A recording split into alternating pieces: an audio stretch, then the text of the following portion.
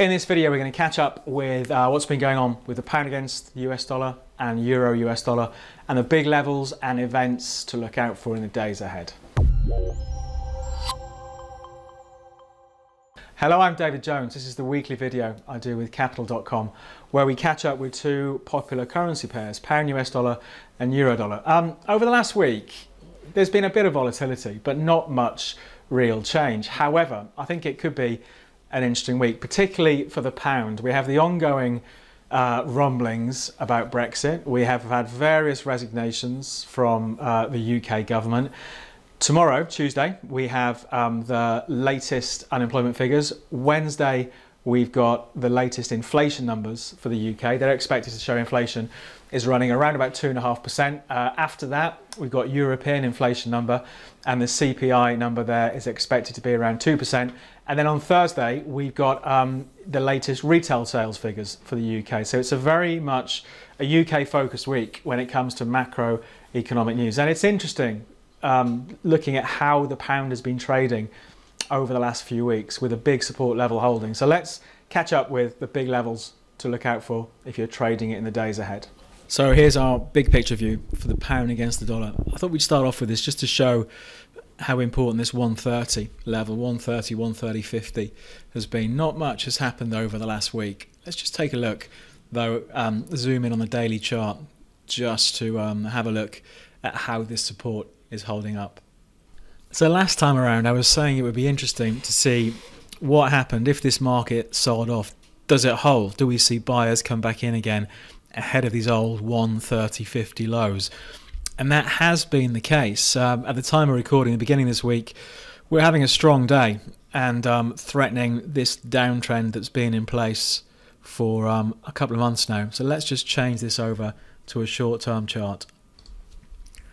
So you can see how well the price has been kept down over the last couple of months. And I think the immediate level to watch this week, these old highs for last week up in the 133.50 area. I think these were from last Monday. I think if we can see that break, if that does get broken, it does add weight to the argument that maybe we're seeing the start of a recovery in pound US dollar. It's not going to be easy. You can see how many times it's failed over the last few weeks or so.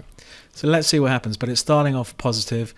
33.50, the first immediate target, and then after that we're looking sort of levels ahead of 135. On the downside, just to remind ourselves, let's flip back to the daily.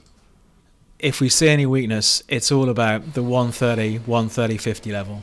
So on the upside, 133.50 is the big one to watch out for. The highs, we saw them last Monday, so just over a week ago, and the market did sell off reasonably heavily as the week went on. So let's see if we can crack 133.50. Maybe we start looking then for 135.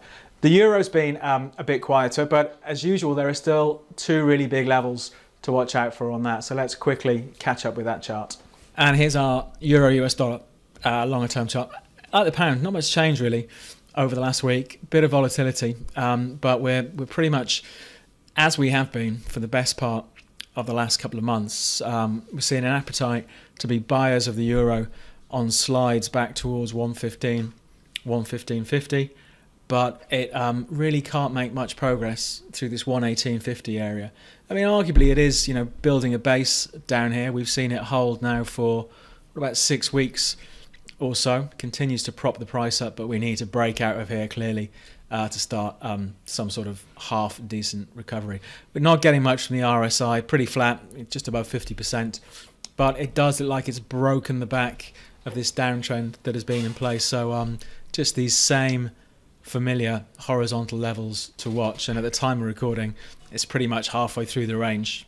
So let's see what happens. Let's see what happens in the days ahead if we can get some sort of a breakout. So still trapped in this range that it's been in now since May. It's a pretty wide range. It's 300 points or so, but just chopping around in the range, and we need really a breakout one way or the other to give us a clue as to the next major move for the euro.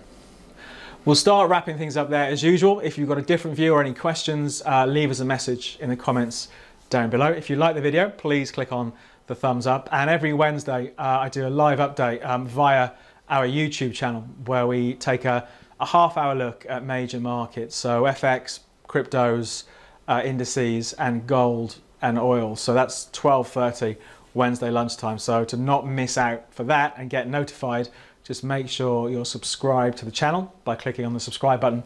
And if you click the alarm bell icon, you get automatically notified whenever we start these events and upload new videos. But for this week, we'll leave it there. So from me, David Jones, and Capital.com, I hope you have a good trading week.